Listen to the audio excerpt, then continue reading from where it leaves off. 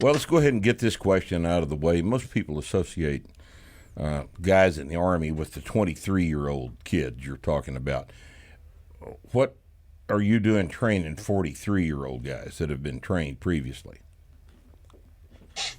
Yeah, I'd say, I mean, most of those guys, you know, it's probably more volume control. It's helping them understand that at 43 they can't lift the same way or the same volume or frequency that they did when they were 23, Mm-hmm. and so it's finding ways or helping them find ways that they can still train heavy, still be strong, but not break their body down any more than it already has been.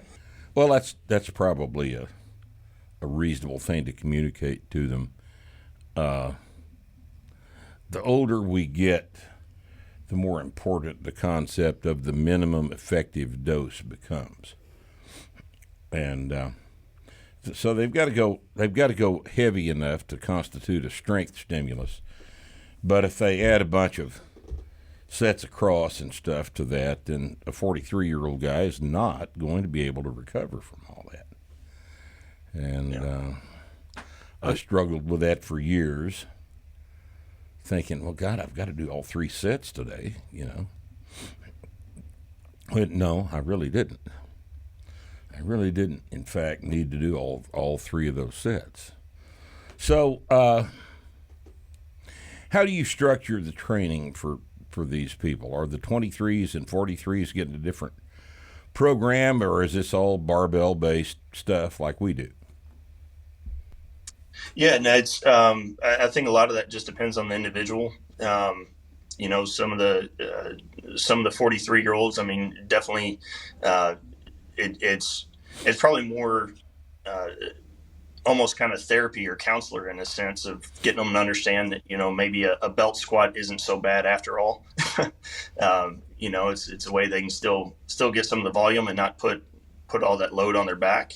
Whereas the 23-year-old might be a little bit more barbell based. And to your point, maybe the 43-year-old's only touching the barbell for, 1 or 2 days a week and doing some lower impact stuff the other days.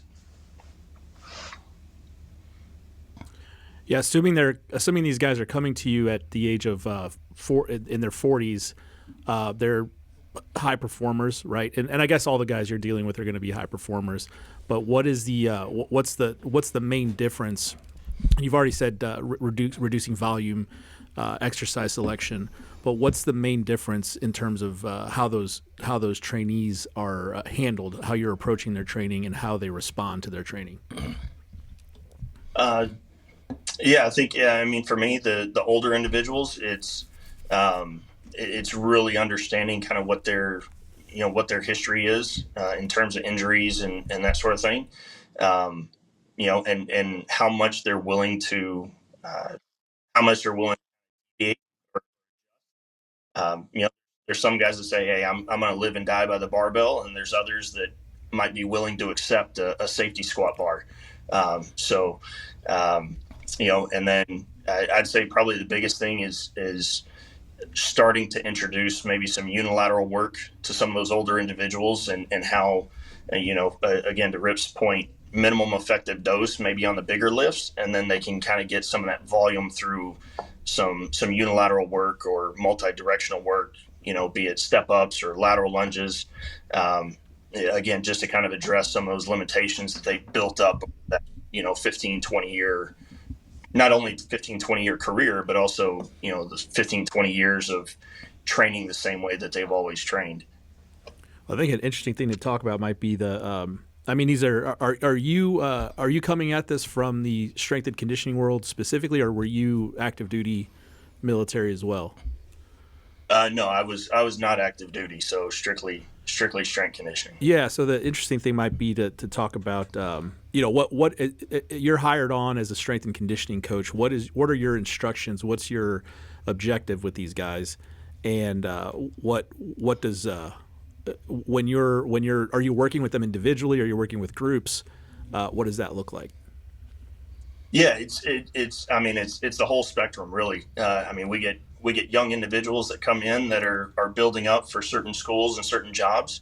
And so that's obviously going to be very individualized based on their timeline, where they're starting from, where they're trying to get to. At the same time, I mean, we've got some smaller squad platoon leaders who come in and say, hey, we're going to train as a team, as a unit. And so, we're building out a group program there that obviously has to be flexible based on, each individual within that. And then we've got, some others that it might just be, hey, we're doing team trainings or unit trainings, but it's only once, maybe twice a week. And so having that discussion with leadership there to understand, okay, what are you doing the other 4, 5, 6 days a week that you're not with us, so that we're not, kind of compounding any issues or volume or stress on the days that we're working with them. So it's a pretty wide variety, that we work with. Obviously, we got some general templates there that we can, easily adjust based on, whether it's group settings, whether they're training here at our facility or, at a different facility, or maybe even they're in the field for 3 weeks and all they have is maybe a kettlebell and a couple of water cans or something like that. So does strength and conditioning folks get autonomy? I mean, you get to do whatever you want with them. Yeah. I mean, I think as a coaching team, like, we've got kind of a general framework that we're working within, and then each coach kind of has the autonomy there to use their experience, use their knowledge to kind of find what works best. Join us this week for Starting Strength Radio. We're going to be talking to Justin Goonan, who is a rather high-level strength and conditioning coach working for the Army.